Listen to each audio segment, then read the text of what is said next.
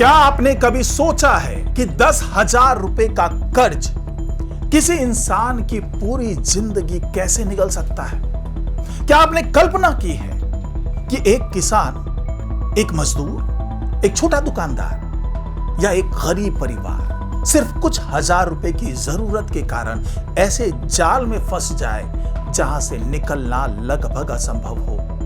और क्या आपको पता है कि पूर्वी बिहार के कई इलाकों में एक ऐसा समानांतर आर्थिक सिस्टम चल रहा है जो कानून की किताबों से नहीं बल्कि डर, मजबूरी और सूदखोरी के नियमों से संचालित होता है। आज की ये रिपोर्ट सिर्फ कर्ज की कहानी नहीं, ये उस खौफनाक जाल की कहानी है जिसमें हजारों परिवार फंसे हुए हैं। ये कहानी है सूदखोरों के उस नेटवर्क की जो बैंक नहीं लेकिन बैंक से ज्यादातर ताकतवर बन चुके हैं। ये कहानी है गुंडा बैंक की। नमस्कार, मैं हूं डॉक्टर सुरजीत सिंह और आप देख रहे हैं YBN बिहार झारखंड। पूर्वी बिहार एक ऐसा इलाका जहां बड़ी आबादी खेती, मजदूरी और छोटे कारोबार पर निर्भर है। लेकिन जब अचानक बीमारी आ जाए, जब बेटी की शादी करनी हो, जब फसल बर्बाद हो जाए या जब व्यापार में नुकसान हो जाए, तब सबसे बड़ी समस्या बन जाती है पैसों की व्यवस्था। सिद्धांत रूप से बैंक मौजूद है, सरकारी योजनाएं भी मौजूद हैं, लेकिन जमीनी हकीकत में जरूरतमंद व्यक्ति तक ये जो संस्थागत कर्ज है वो हमेशा समय पर नहीं पहुंच पाता। और यहीं से शुरू होता है गुंडा बैंक यानी सूदखोरी का खेल। कल्पना कीजिए, एक गरीब परिवार को 20,000 रुपए की जरूरत है। ये बैंक जाता है, उसे दस्तावेज चाहिए, गारंटी चाहिए, समय चाहिए, लेकिन उसकी जरूरत तत्काल है। तभी गांव या कस्बे का एक व्यक्ति सामने आता है। वो कहता है, पैसे अभी मिल जाएंगे, कोई कागज नहीं, कोई लंबी प्रक्रिया नहीं, कोई जांच नहीं, बस पैसे ले जाओ। यहीं से शुरू होता है असली जाल, क्योंकि बाद में जो ब्याज वसूला जाता है वो कई बार बैंकिंग सिस्टम की तुलना में कई गुना अधिक होता है। कुछ मामलों में मासिक ब्याज में देरी दर जो है वो इतनी ऊंची हो जाती है कि मूल रकम के बाद भी जो ब्याज है वो खत्म नहीं होता, कर्ज बढ़ता जाता है और व्यक्ति धीरे धीरे आर्थिक गुलामी की स्थिति में पहुंच जाता है। पूर्वी बिहार के गांव में एक ऐसा समानांतर बैंकिंग सिस्टम चल रहा है जिसका ना तो कोई लाइसेंस है और ना ही कोई कानूनी जवाबदेही, लेकिन इसकी पकड़ इतनी मजबूत है कि हजारों किसान, मजदूर और छोटे कारोबारी इसके चंगुल में फंसे हुए हैं। लोग इन्हें सूदखोर महाजन कहते हैं, तो कई इलाकों में ये गुंडा बैंकर्स के नाम से कुख्यात है। नवगछिया के दियारा इलाकों से लेकर नाथनगर के मधुसूदनपुर, सबौर, कटिहार, पूर्णिया, मधेपुरा, किशनगंज और पूरे जो कोसी सीमांचल का इलाका है वहां तक इनका जाल फैला हुआ है। जरूरतमंद लोगों को ये गिरोह चंद घंटों में कर्ज तो दे देते हैं, लेकिन इसकी कीमत ऐसी होती है जो कई परिवारों की पूरी जिंदगी तबाह कर देती है। 8 से 10% मासिक ब्याज पर दिया गया कर्ज धीरे धीरे ऐसा फंदा बन जाता है जिससे निकलना लगभग नामुमकिन हो जाता है। कर्ज की रकम बढ़ती जाती है और फिर शुरू होता है वसूली का खौफनाक खेल। आरोप है कि वसूली के नाम पर लोगों के साथ मारपीट की जाती है, गाली गलौज की जाती है, खुलेआम धमकियां दी जाती है और कई मामलों में जमीन, मकान और दूसरी संपत्तियां तक जबरन अपने नाम लिखवा ली जाती है।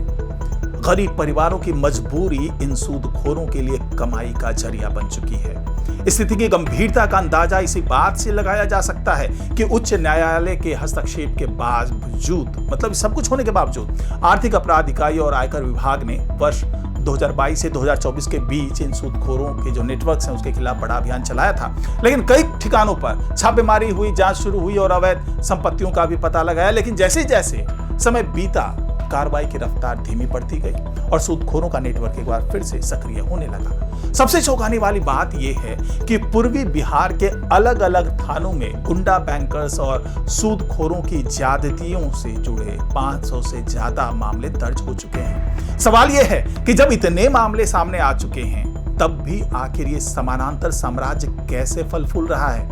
और क्या पूर्वी बिहार के हजारों परिवार आज भी उसी खौफ में जीने को मजबूर है जिसे निकालने का कोई रास्ता किसी ने दिया नहीं, उन्हें नजर भी नहीं आता? अब यहां पर एक बड़ा सवाल सामने आता है कि पूर्वी बिहार जो बिहार है उसमें ये इतनी समस्या इतनी बड़ी क्यों है? इस सवाल का जवाब समझना बेहद जरूरी है। पूर्वी बिहार के कई जिलों में बड़ी आबादी कृषि और असंगठित रोजगार पर निर्भर है। आय नियमित नहीं है और कई परिवारों के पास पर्याप्त बचत भी नहीं होती है। ऐसे में अचानक खर्च और बढ़ जाए आने पर जो नकदी की जरूरत पड़ती है।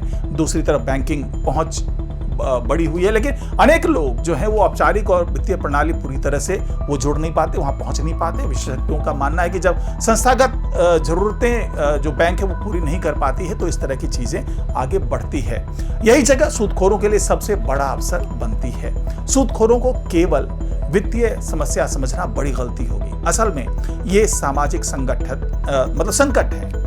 कई परिवारों में कर्ज के कारण तनाव बढ़ जाता है, घरेलू विवाद बढ़ते हैं, बच्चों की पढ़ाई प्रभावित होती है, परिवार की संपत्ति बिक जाती है और कई मामलों में तो लोग मानसिक दबाव का सामना करते हैं। सबसे खतरनाक बात यह है कि सूदखोरी का जो ये जाल है वो सिर्फ गरीबों तक सीमित नहीं रहता। कई बार छोटे कारोबारी, दुकानदार और यहाँ तक कि मध्यम वर्गीय परिवार भी इनमें फंस जाते हैं।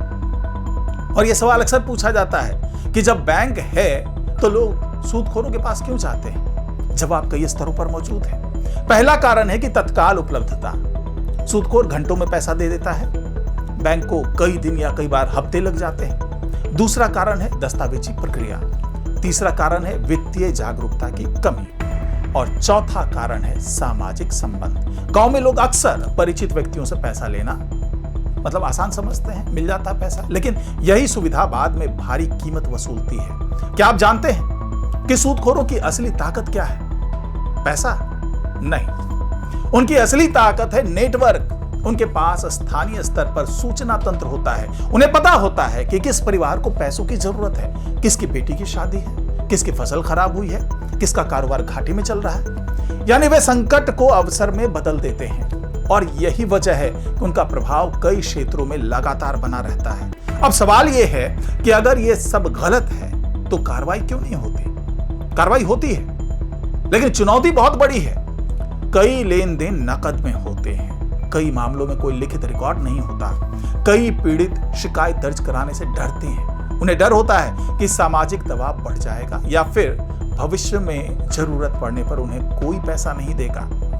यानी सूदखोरी सिर्फ आर्थिक लेन देन नहीं है, यह स्थानीय शक्ति संरचना का भी हिस्सा बन जाती है। देश तेजी से डिजिटल हो रहा है, यूपीआई क्रांति आ चुकी है, बैंकिंग सुविधाएं बढ़ रही है, लेकिन इसके बावजूद सूदखोरी खत्म नहीं हुई, क्योंकि तकनीक केवल साधन देती है, समस्या का समाधान नहीं। जब तक लोगों को सस्ता, आसान और त्वरित जो वैध कर्ज नहीं मिलेगा, तब तक अनौपचारिक कर्ज बाजार जो है वो जीवित रहेगा, एक गुंडा बैंक जो जीवित रहेंगे। यही कारण है कि कई विशेषज्ञ माइक्रो फाइनेंस और जो अलग अलग जो ग्रामीण बैंक को है उसको मजबूत करने की वकालत करते हैं। अब यहाँ पर बड़ा सवाल है कि इसका सबसे बड़ा नुकसान किसे है?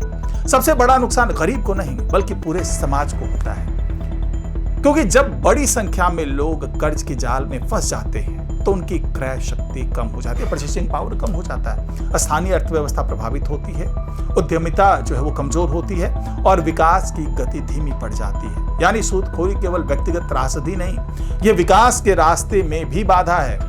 अब आप पूछेंगे कि इसका समाधान क्या है? तो समाधान सिर्फ पुलिस कार्रवाई नहीं है, समाधान बहुआयामी होना चाहिए, अलग अलग लेवल पे होना चाहिए। पहला, सस्ती और आसान बैंकिंग। दूसरा, वित्तीय साक्षरता। तीसरा, ग्रामीण क्षेत्रों में क्रेडिट की बेहतर उपलब्धता। और चौथा, कानूनी संरक्षण। और पांचवें की बात करें तो पीड़ितों को शिकायत करने का सुरक्षित माहौल। जब तक ये सभी कदम एक साथ नहीं उठाए जाएंगे तब तक समस्या को पूरी तरीके से समाप्त नहीं किया जा सकता। पूर्वी बिहार की एक कहानी हमें एक और बड़ा सबक देती है। गरीबी सिर्फ आय की कमी नहीं होती, गरीबी विकल्पों की भी कमी होती है। और जब विकल्प खत्म हो जाए तब सूदखोरों का साम्राज्य शुरू होता है। आज सवाल सिर्फ ये नहीं है कि कितने लोग कर्ज में डूबे हैं, असल सवाल ये है कि कितने लोग मजबूरी में ऐसे सिस्टम के हवाले कर दिए गए हैं जो उनकी मुश्किलों को कम नहीं करते बल्कि और बढ़ा देते हैं। क्या पूर्वी बिहार इस जाल से बाहर निकल पाएगा? क्या बैंकिंग सिस्टम अंतिम व्यक्ति तक पहुंच पाएगा? क्या सूदखोरी के खिलाफ निर्णायक लड़ाई संभव है या फिर ये समानांतर व्यवस्था आगे भी चलती रहेगी? आपकी क्या राय है? कमेंट बॉक्स में जरूर बताइएगा। अगर आपको ये विश्लेषण पसंद आया हो तो वीडियो को लाइक करें, शेयर करें और चैनलों को जो हमारा चैनल है उसको सब्सक्राइब करना ना भूलें। नमस्कार।